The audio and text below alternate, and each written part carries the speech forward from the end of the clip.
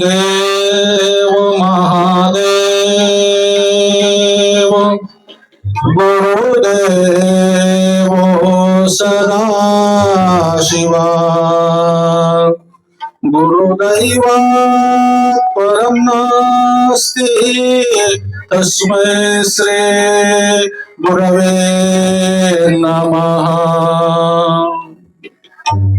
तस्मै श्री गुरुवे नमः। तस्मै श्री गुरुवे नमः। तस्मै श्री गुरुवे नमः। ಕಾಯದೋಳ್ ಗುರುಲಿಂಗ ಜಂಗಮ ದಾಯತವ ನರಿಯಲ್ಗೆ ಸುಲಭ ಪಾಯದಿಂದರೆಟ ಬಾಯ ಸ್ಥಳಕ್ಕೆ ಕುರುಹಾಗೆ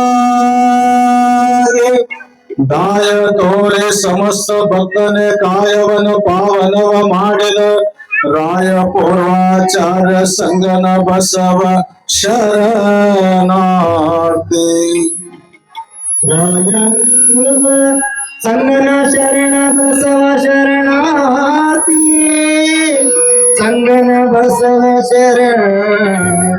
ಶರಣಾರ್ಥಿ ವಕ್ರತುಂಡ ಮಹಾಕಾಯ ಸೂರ್ಯಕೋಟಿ ಸಮಪ್ರಭಾ ನಿರ್ವಿಘ್ನಂ ಕುರ್ವೇ ದೇವೋ ಸರ್ವಕಾರ್ಯೇಷು ಸರ್ವದಾ ಸರ್ವಕಾರ್ಯೇಷು ಸರ್ವದಾ ಸರ್ವಕಾರ್ಯೇಷು ಸರ್ವದಾ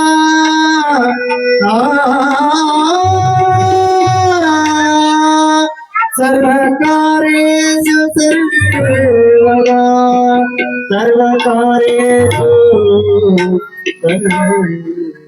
ಈಗ ಪ್ರಾರ್ಥನೆ ತಾಯಂದ್ರೆ ಶರಣೆ ತಾವೆಲ್ಲ ಹಿಂಗ್ ಅನ್ಬೇಕು. ಸಾಂಬ ಸದಾ ಶಿವ ಸಾಂಬ ಸದಾ ಶಿವ ಅಂದ್ರೆ ಎಲ್ಲರೂ ಸಾಂಬ ಸದಾ ಶಿವ ಸಾಂಬ ಸದಾ ಶಿವ ಅಂದ್ರೆ ಜೋರಾಗಿ ಸಾಂಬ ಸದಾ ಶಿವ ಸಾಂಬ ಸದಾ ಶಿವ ಸಾಂಬ ಸದಾ ಶಿವ ಸಾಂಬ ಸದಾ ಶಿವ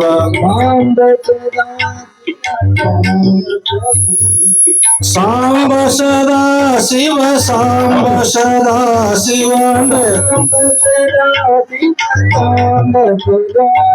ಸಾಂಬ ಸದಾ ಶಿವ ಸಾಂಬ ಸದಾ ಶಿವ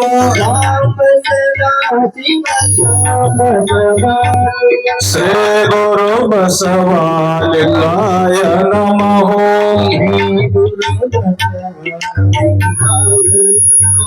ಶ್ರೀ ಗುರು ಬಸವಲಿಂಗಾಯ ನಮಃ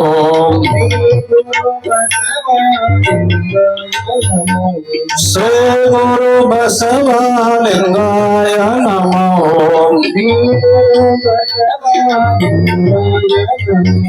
ಸಾಂಬ ಸದಾ ಶಿವ ಸಾಂಬ ಸದಾ ಶಿವ ಸಾಂಬ ಸದಾ ಶಿವ ಸಾಂಬ ಸದಾ ಶಿವ ಸಾಂಬ ಜಯ ನಮ ಪಾರ್ವತೇಶ್ವರ ಹರ ಮಹಾದೇವ್ ಜಗದ್ಗುರು पंचाचार्य महाराज की ಎಲ್ಲಾ ಲಿಂಗೇಶ್ವರ महाराज की ಸಾಂಬ ಪ್ರಭು ಶರಣ महाराज की ಪ್ರಥಮದಲ್ಲಿ ಪ್ರಾತಃ ಸ್ಮರಣೆಯಾಗಿರ್ತಕ್ಕಂತಹ ಕರ್ತೃ ಜಗದೀಶನ ಸ್ವರೂಪ ಇರತಕ್ಕಂತಹ ಸುಕ್ಷೇತ್ರ ತಾಳಿಕೋಟೆ ನಗರದ ಆರಾಧ್ಯ ದೇವ ಕಾಶ್ಮತೇಶ್ವರನ್ನ ಸಾಂಬ ಪ್ರಭು ಶರಣರನ್ನ ಹೃದಯದಲ್ಲಿ ಸ್ಮರಿಸಿಕೊಂಡು ಎಣ್ಣ ಆರಾಧವಾಗಿರತಕ್ಕಂತಹ ಮಸೂತಿಯ ಮಹಾತಪಸ್ವಿ ಪ್ರಭುಕುಮಾರ್ ಶಿವಾಚಾರ್ಯ ಪಾದಕಮಲಕ್ಕೆ ಹಣ್ಣು ಮಾಡಿದು ಕಲ್ಲು ಕಂಬ ದೇವರೆಂದು ಪೂಜೆ ಮಾಡುವ ಭಕ್ತರಿಗೆ ಮಾತನಾಡುವ ದೇವರನ್ನು ಸೃಷ್ಟಿ ಮಾಡಿದ ಹಾನಗಲ್ಲ ಗುರುಕುಮಾರ ಶಿವಯೋಗಿಯನ್ನ ಹೃದಯ ಮೊದಲೇ ಸ್ಮರಿಸಿಕೊಂಡು ತಾತ್ವಿಕ ತಳಹದಿಯ ಮೇಲೆ ಸಾತ್ವಿಕ ಸಮಾಜವನ್ನ ಕಟ್ಟಿದ ಜಗದಾದಿ ಜಗದ್ಗುರು ಪಂಚಾಚಾರ್ಯರನ್ನ ಬಸವಾದಿ ಶಿವ ಶರಣರನ್ನ ಹೃದಯ ಮುಂದಲ್ಲಿ ಸ್ಮರಿಸಿಕೊಂಡು ಪುರಾಣದ ಕಥಾ ನಾಯಕನಾಗಿರ್ತಕ್ಕಂಥ ಭವ್ಯ ದಿವ್ಯ ಶಕ್ತಿಯ ಭವ್ಯ ಪರಂಪರೆಯ ಕಲಿಯುಗದ ಕಾಮಧೇನು ದೀನರ ದಲಿತರ ಉದ್ಧಾರಕ ನೊಂದವರ ಬಾಳಿಗೆ ನಂದ ಜೀವಿಗೆ ಆಗಿರ್ತಕ್ಕಂಥ ಮುಗುಳುಕೋಡದ ಮುಕ್ತಿ ಮಂದಿರದ ಸದ್ಗುರು ಯಲ್ಲಾಲಿಂಗೇಶ್ವರನ ಹೃದಯ ಮುಂದಲ್ಲಿ ಸ್ಮರಿಸಿಕೊಂಡು ಆತನ ಪುರಾಣಕ್ಕೆ ದಿವ್ಯ ಸಾನ್ನಿಧ್ಯ ಸ್ಥಾನವನ್ನು ವಹಿಸಿರ್ತಕ್ಕಂಥ ಶ್ರೀಮಠದ ಹಿರಿಯರಾಗಿರ್ತಕ್ಕಂಥ ಶರಣಪ್ಪ ಶರಣರಿಗೂ ಕೂಡ ಶರಣಾರ್ಥವನ್ನು ಸಲ್ಲಿಸಿ ಪುರಾಣಕ್ಕೆ ಸಂಗೀತ ಸೇವೆಯನ್ನು ಸಲ್ಲಿಸಲು ಕೂತಿರ್ತಕ್ಕಂಥ ಗಾನ ಕೋಗಿಲೆ ಆಕಾಶವಾಣಿ ಕಲಾವಿದರಾಗಿರ್ತಕ್ಕಂಥ ಅಶೋಕ ರಾಜನಕೋಡರವರಿಗೂ ಬಸವರಾಜ ಚೊಕಾವಿ ಅವರು ಕೂಡ ಶರಣಾರ್ಥನ ಸಲ್ಲಿಸಿ ಈ ಪುಣ್ಯಾತ್ಮನ ಪುರಾಣವನ್ನು ಕೇಳಿ ಪುಣ್ಯಾತ್ಮರಾಗಲಿಕ್ಕೆ ಕೂತಿರ್ತಕ್ಕಂಥ ತಾಳಿಕೋಟೆ ನಗರದ ಹಾಗೂ ಸಕಲ ಸದ್ಭಕ್ತರಿಗೆ ಶರಣು ಶರಣಾರ್ಥಿಗಳು ಅಂದ್ರು. ಶರಣು ಶರಣಾರ್ಥಿಗಳು, ಶರಣು ಶರಣಾರ್ಥಿಗಳು, ಶರಣು ಶರಣಾರ್ಥಿಗಳು. ಶರಣ ಬಂಧುಗಳೇ, ನಿನ್ನಿನ ದಿವಸ ಮಹಾತಾಯಿ ಕಾಶಿಬಾಯಿ ವಿಜಯಪುರ ಜಿಲ್ಲೆ ಇಂಡಿ ತಾಲೂಕ ಕಣ್ಣಿ ಮೆರಿಗೆಯಲ್ಲಿ ಜನ್ಮ ನೀಡಿರುವಂತಕ್ಕಂತ ವಿಷಯ ನಿನ್ನಿನ ದಿವಸ ಬಂತು. ಇವತ್ತಿನ ದಿವಸ ಕೂಡ ಅಲ್ಲಿ ಕೂಡ ಏನ್ ನಡೀತದೆ, ತೊಟ್ಟಲ ಕಾರ್ಯಕ್ರಮ ಯಾವ ರೀತಿ ನಡೀತು ಅನ್ನುವಂತಹದನ್ನ ಒಂದು ಪದ್ಯವನ್ನು ಓದಿದ ಮೇಲೆ, ನಾನು ಹೇಳಿದ ಮೇಲೆ ಒಂದು 10-15 ನಿಮಿಷ ಪುರಾಣ ಹೇಳಿದ ಮೇಲೆ ನೀವೆಲ್ಲ ಹೆಸರನ್ನು ಇಡುವಂತ ಕಾರ್ಯಕ್ರಮ ನಡೆಸಿಕೊಡಾಕತ್ರಿ. ಅದು ಯಾವ ರೀತಿ ಆವತ್ತಿನ ದಿವಸ ನಡೀತು, ಇವತ್ತಿನ ದಿವಸ ಯಾವ ರೀತಿ ನಡೀತದೆ ಅನ್ನುವಂತಹದನ್ನ ವಿಷಯವನ್ನ ಪ್ರಸ್ತಾವನೆ ಮಾಡೋಣ.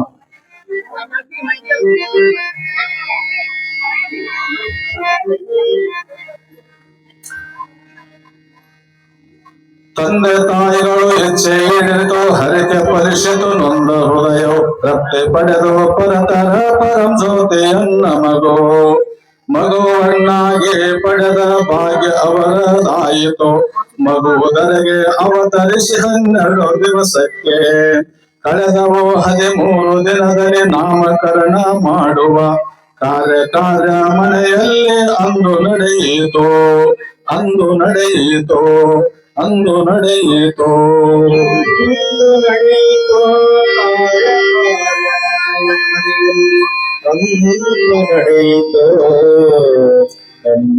ಆವತ್ತಿನ ದಿನಮಾನದಲ್ಲಿ ಶರಣ ಬಂಧುಗಳೇ,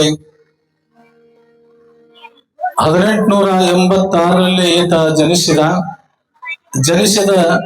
12 ದಿವಸಕ್ಕೆ ಗಂಡು ಮಕ್ಕಳಿಗೆ, ಹೆಣ್ಣು ಮಕ್ಕಳಿಗೆ ಬೆಸ ದಿವಸಕ್ಕೆ 13 ದಿವಸಕ್ಕೆ ಒಂದು ನಾಮಕರಣ ಅನ್ನುವಂತಹದನ್ನ ಮಾಡಬೇಕನ್ನುವಂತ ಇಚ್ಛೆ. ಯಾಕಂದ್ರೆ ಇದಕ್ಕೆ ಪೂರ್ವದಲ್ಲಿ ಇದಕ್ಕೆ ಹೆಸರು ಇರುವುದಿಲ್ಲ, ಉಸಿರು ಇರ್ತದೆ. ಇದಕ್ಕೊಂದು ಈ ದೇಹಕ್ಕೆ ಹೆಸರು ಕೊಟ್ರೆ ಅದು ಉಸಿರಿರೋ ತನಕ ಎಲ್ಲರೂ ನಾವು ಕರೆಯಲಿಕ್ಕೆ ಸಾಧ್ಯ ಇದೆ. ಅಂತ ಒಂದು ಆ ಬಾಲಕನಿಗೆ ಜಟ್ಟಿಂಗ ರಾಯನ ಒಂದು ಮಠದ ಗುರುಗಳಾಗಿರ್ತಕ್ಕಂಥವ್ರಲ್ಲಿ ಬರ್ತಾರೆ. ಆ ಗುರುಗಳು ಬಂದಲ್ಲಿ ಆ ಮಗುವಿನ ನೋಡ್ತಾರೆ.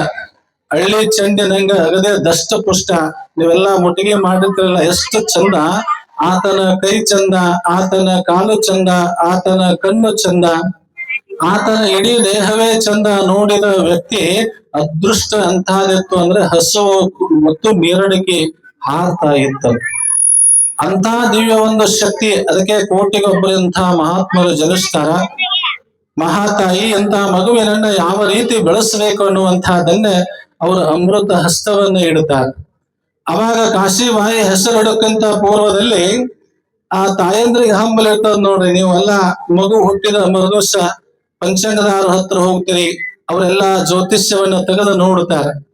ಈತಳು ಕೂಡ ತಾಯಿ ಸಾಧು ಮಹಾರಾಜನಿಗೆ ಕೇಳ್ತಾಳ, ತೊಟ್ಟೆಲ್ಲಾಳಿನ ಕ್ವಶನ್ ನೋಡಿದಾಗ ನನ್ನ ಮಗು ಹೆಂಗ ಆಗ್ತಾನಂದಾಗ ಅವಾಗ ಅಲ್ಲಿರ್ತಕ್ಕಂತ ಗುರುಗಳು ಹೇಳ್ತಾರೆ, ಮುಟ್ಟಿದರೆ ರೋಗಗಳು ತಟ್ಟಂತೆ ಮುಟ್ಟಿದರೆ ರೋಗಗಳು ತಟ್ಟಂತೆ ಹೋಗುವವು, ಭಸ್ಮ ಕೊಟ್ಟರೆ ಉದ್ಧಾರ, ಭಸ್ಮ ಕೊಟ್ಟರೆ ಉದ್ಧಾರ, ನಿನ್ನ ಮಗನು ಕೈಯನ್ನು ಇಟ್ಟರೆ ಕಲ್ಯಾಣ, ಕೈಯನ್ನು ಇಟ್ಟರೆ ಕಲ್ಯಾಣ.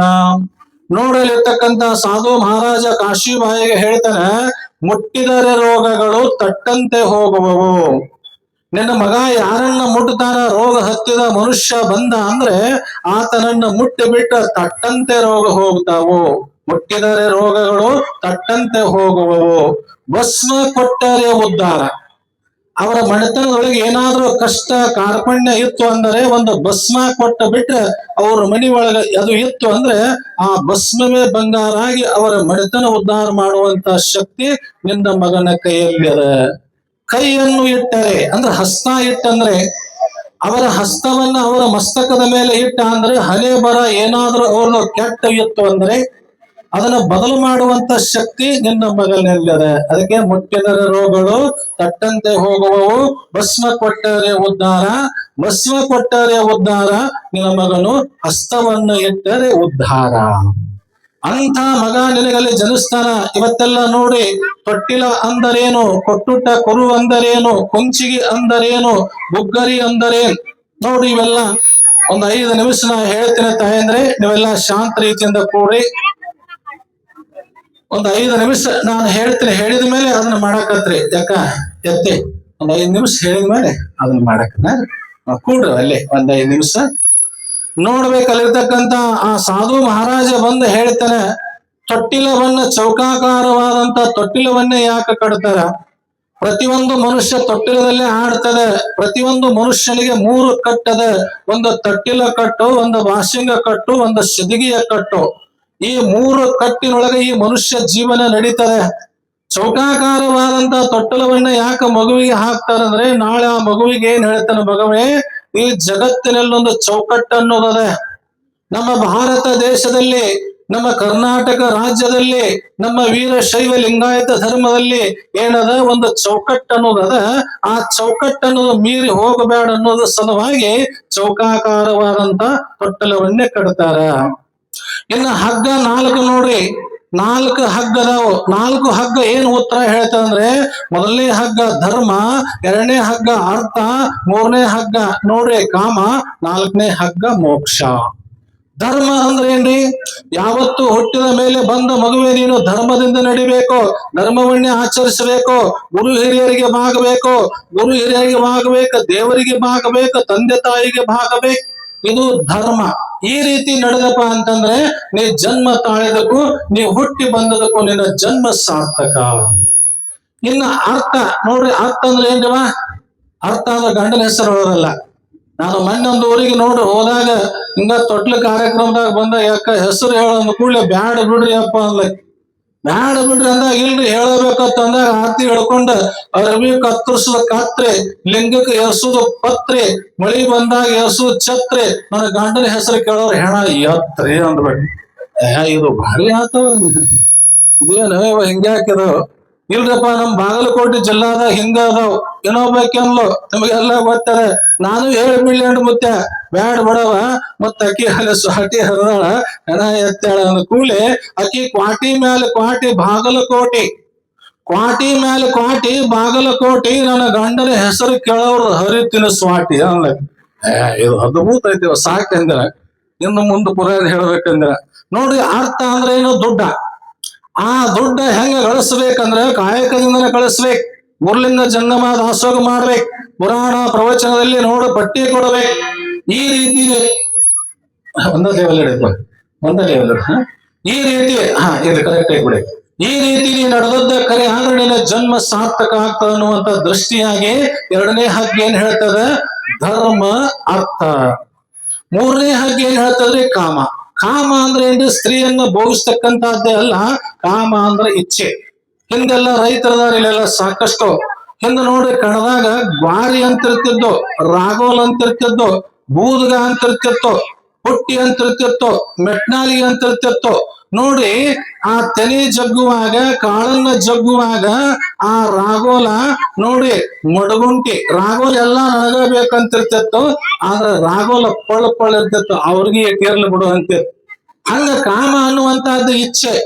ಇಚ್ಛೆ ಕೆಲವೊಬ್ರು ಅದಕ್ಕೆ ಹೋಲಿಸ್ತಾರೆ. ಅದಕ್ಕೆ ಶಿವಾಜಿ ಮಹಾರಾಜ ತೊಟ್ಟಲದಾಗ ಹಾಕುವಾಗ ತಾಯಿ ಹೇಳ್ತಾಳೆ, ನೀನು ಯಾವ ರೀತಿ ನಡಿಬೇಕಪ್ಪ ಅನ್ನುವಂತಹದನ್ನ ಇಚ್ಛೆ ಪ್ರಕಾರ ನಾಳೆ ನೀನು ಮಾಡಿಕೊಂಡ ಹೆಂಡತಿಯನ್ನ ಬಿಟ್ಟು ಉಳಿದ ಹೆಣ್ಮಕ್ಕಳನ್ನ ಎಲ್ಲರೂ ನನ್ನ ತಾಯಿ ಸಮಾನ ಅಂತ ನೀ ಅಂದು ನಡಿಬೇಕನ್ನುವಂತಹದನ್ನ 3ನೇ ಹಗ್ಗ ಕಾಮ ಅಂತ ಹೇಳ್ತದ.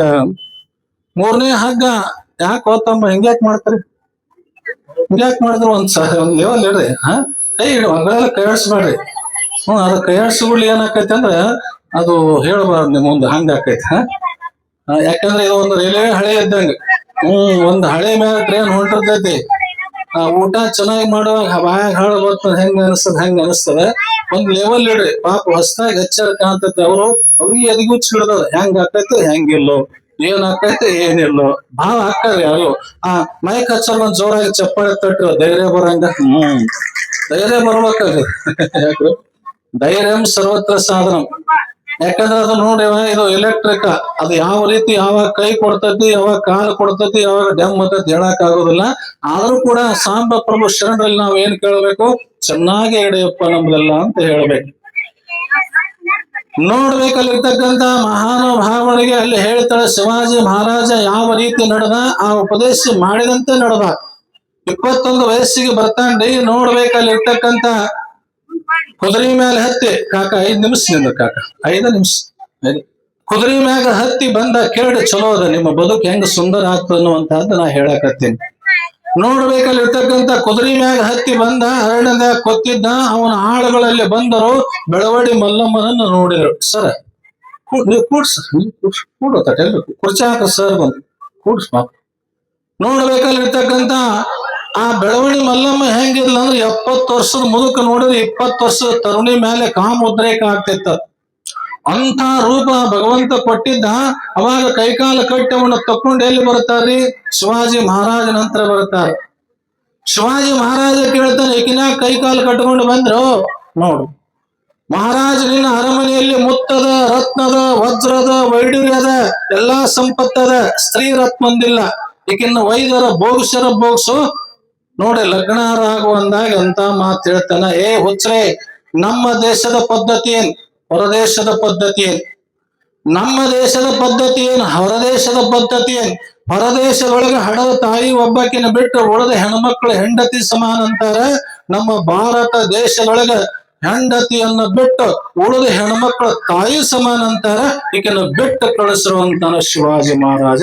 ಈಗಿನ ಬಿಟ್ಟು ಕಳಿಸಿರುವಂತಾನ. ತಾಯಿ ಕೊಟ್ಟಂತ ಸಂಸ್ಕಾರ, ತಾಯಿ ಕೊಟ್ಟಂತ ಸಂಸ್ಕಾರ ಅದು ಮೂರದಲ್ಲೇ ಇರ್ತದೆ. ಅದಕ್ಕೆ ನಾ ಎಲ್ಲಾ ಕಡೆ ಹೇಳ್ತೇನೆ, ಹೆಣ್ಣು ಮಕ್ಕಳು ಶೃಂಗಾರ ಆಗುವುದು ತಪ್ಪಲ್ಲ, ಗಂಡು ಮಕ್ಕಳು ಅವರನ್ನು ನೋಡುವುದು ತಪ್ಪಲ್ಲ. ಹೆಣ್ಣು ಮಕ್ಕಳು ಶೃಂಗಾರ ಆಗುವುದು ತಪ್ಪಲ್ಲ, ಗಂಡು ಮಕ್ಕಳವರನ್ನು ನೋಡುವುದು ತಪ್ಪಲ್ಲ. ಗಂಡು ಮಕ್ಕಳು ಯಾವ ರೀತಿ ನೋಡ್ಬೇಕಂದ್ರೆ ಅಕ್ಕ, ತಂಗಿ, ತಾಯಿ ಅಂತ ನೋಡ್ಬಿಟ್ರೆ ನಮ್ಮ ದೇಶದ ಧರ್ಮ ಉದ್ಧಾರ ಆಗಿ ಹೋಗ್ತದೆ. ಆ ಭಗವಂತ ನಮಗ ಮೆಚ್ಚತಾನ. ಅದಕ್ಕಲ್ಲಿರ್ತಕ್ಕಂಥ ಧರ್ಮ, ಅರ್ಥ, ಕಾಮ, ಮೋಕ್ಷ. ಮಗುವೆ, ಇವು ಮೂರು ಸರಿಯಾಗಿದ್ರು ನೀ ಮೋಕ್ಷ ಹುಡುಕಾಡ್ಕೋತ ಹೋಗೋದು ಅವಶ್ಯ ಇಲ್ಲ. ನೀ ಇದ್ದಲ್ಲಿ ಅದು ಬರ್ತೈತೆ ಅನ್ನುವಂತ ಸೂಚನೆ ಈ 4 ಹಗ್ಗ. ಇನ್ನು ತಳಗಿನೊಂದು ಹಗ್ಗ, 5 ಹಗ್ಗ ಬರ್ತಾವ, ತಾಯಿ ಹಗ್ಗ. ಯಾಕ್ರೆ ಅವಾಗ ತಾಯಿಗಳು ಈಗೆಲ್ಲ ನೋಡಿ ತಳಗಿಡು ತೊಟ್ಟು ಬಂದವು. ನೋಡಿ ಪತ್ಲ ಕಟ್ಟಿ ನೋಡಿ ಹುಡುಗನ್ ಹಾಕಿರ್ತಾರ, ಹುಡುಗನ ಸೊಂಟ ಡೋಗ ಆಗಿರ್ತೈತವ್. ಆದ್ರೆ ಆವತ್ತಿನ ದಿವಸ ಒಂದು ತಾಯಿ ಹಗ್ಗ. ರೊಟ್ಟಿ ಮಾಡ್ಕೋತ ಹಿಂಗ ತಾಯಿ ಜಗ್ಗಿ ಬಿಡ್ತಿಲ್ಲ. ಯಾಕ್ರ ಹಿರಿಯರಿಗೆ ಗೊತ್ತೈತ್ ನೋಡ್, ಹಿಂಗ ರೊಟ್ಟಿ ಬಡಿದ್ರಿ, ಹಿಂಗ ರೊಟ್ಟಿ ಬಡಿದ್ರಿ ಹಿಂಗ ಜಗ್ಗುದು. ಅವಾಗ ಕೆಟ್ಟ ಹೊಗಿಯವ, ಕೆಟ್ಟ ಹೊಗಿ ನೋಡಿ ಎಲ್ಲಾ ತಲೆಯಾಗ ನೀರ, ಹಣ್ಯಾಗ ನೀರ, ಮುಗನ್ಯಾಗ ನೀರ. ಅದ ಮುಗನ್ಯಾಗ ತಗೊಂಡ್ ರೊಟ್ಟ್ಯಾಗ ಬಡಿದು ಟಪ ಟಪ ಹಿಡುದು. ಅವ ಗಂಡ ಅಂತಂದ ರೊಟ್ಟಿ ಹಾಕ ಉಪ್ಪು ಹತ್ತವಲ್ಲ ಅಂತಿದ್ದ. ನಾ ಮಾಡಿದ್ರ ಉಪ್ಪು ಹತ್ತೈತಿ, ಸೊಂಬು ತಿನ್ನತ್ತಿದ್ಲ. ಹೌದಲ್ರಿ, ಅವಾಗಿನ ಕಾಲಕ್ಕೆ ಕುಸ್ತಿ ಪೈಲ್ವಾನ್ ತಯಾರಾಗಿದೆ ನೋಡಿ. ಅಂತ ಒಂದು ತಾಯಿ ಹಗ್ಗ. ನಾನು ಕೂಡ ಹೀಗೆ ಬಂದೀನಿ, ನಾನು ಕೂಡ ಹೀಗೆ ಬಂದೀನಿ, ನೀನು ಹೀಗೆ ಬಂದೆ. ಅದಕ್ಕ ಈ ಸಂಸಾರವನ್ನ ಸೂತ್ರ ಹಿಡ್ಕೋಬೇಕು. ಸಂಸಾರದ ಸೂತ್ರ ಕಾಕ ಗಪ್ ಕೊಂಡ್ರಿ ಮರ, ಹಿಂಗೆ ಮಾತಾಡ್ತೀರಿ, ಗಪ್ ಕೂಡ್ರಿ. ಸೂತ್ರವನ್ನ ಹಿಡ್ಕೊಂಡು ನೀವೆಲ್ಲ ಇದು ಮಾಡ್ಬೇಕನ್ನುವಂತಹದ್ದನ್ನ 5ನೇ ಹಗ್ಗ ಹೇಳ್ತದೆ. ಧರ್ಮ, ಅರ್ಥ. ದಯವಿಟ್ಟು ನೀವು ಒಬ್ಬರ ಕುಂಡ್ರಿ ಸರ್, ಆ ಕಡೆ ಹೋಗೋದವ್ರು ಎದ್ದು ಹೋಗ್ಬಿಡ್ರಿ, ಕೈ ಮುಗಿತೀನಿ. ಒಬ್ಬರ ಕುಂಡ್ರಿ, ಯಾಕಂದ್ರೆ ಇಬ್ಬರಿಂದ ಮಾತು ಚಾಲೂನ ಆಗಿಬಿಡ್ತೈತೆ.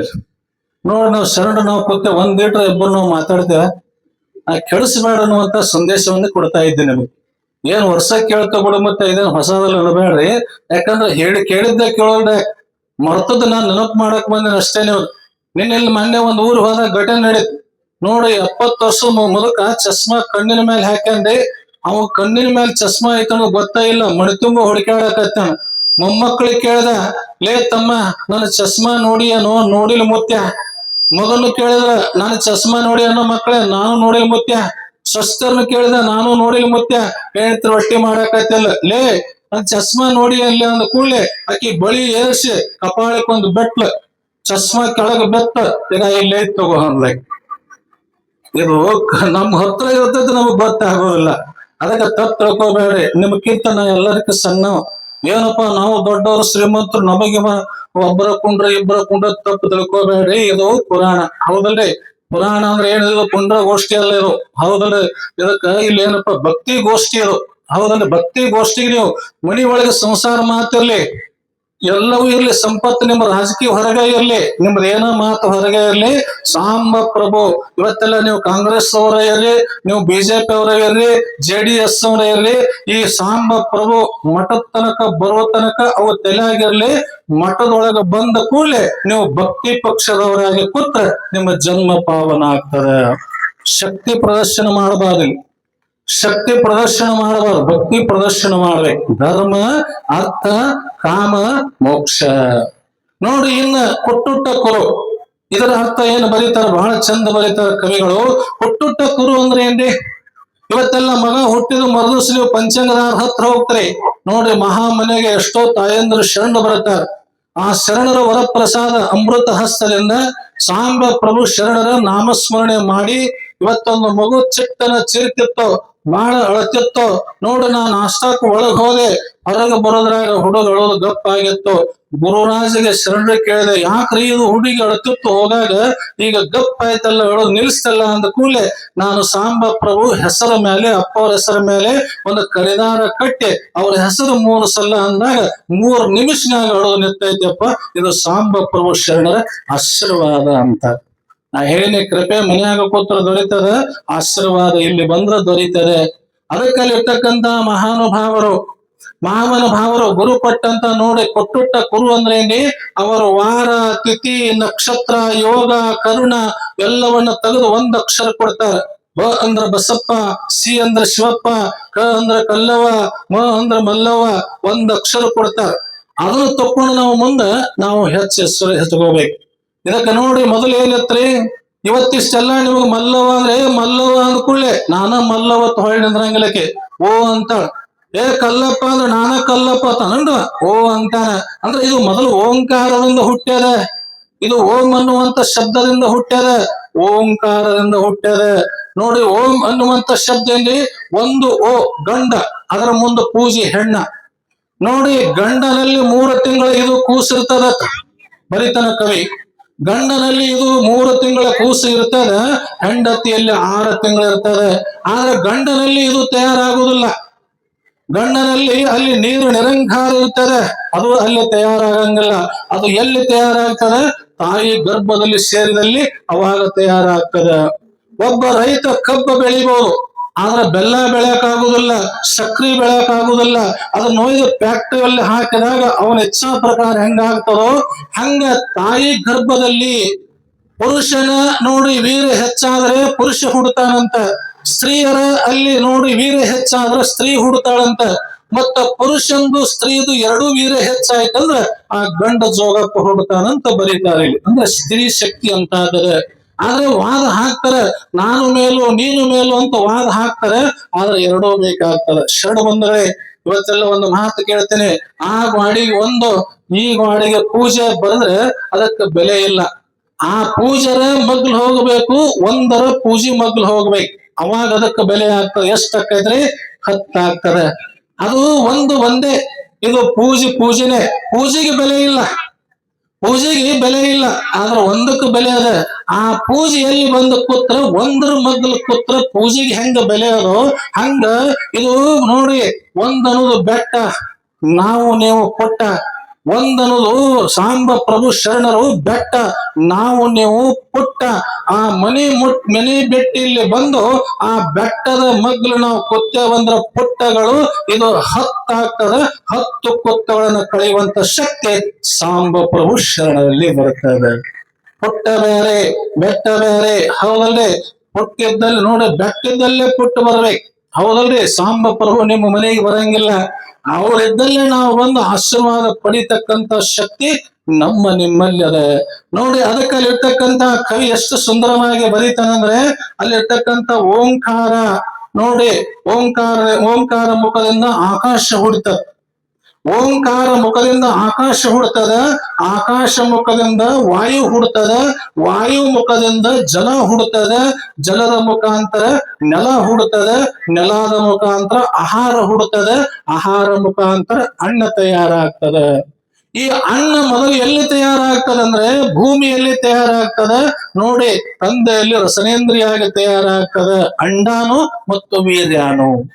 ಅಂಡಾನು ವೀರ್ಯಾನು ಕೂಡಿದಾಗ ಇದು ಪಿಂಡಾಂಡ ತಯಾರಾಗ್ತದೆ. ಅದಕ್ಕಲ್ಲಿರ್ತಕ್ಕಂತ ಮಹಾನುಭಾವರು ಬರೀತಾರ, ಒಂದು ವರ್ಷಕ್ಕ 365 ದಿವಸ, ಒಂದು ವರ್ಷಕ್ಕೆ 365 ದಿನ, 365 ನೋಡ ತೊತ್ತಿಗೆ ಒಂದು ಹನಿ ರಕ್ತ ಆಗ್ತದ.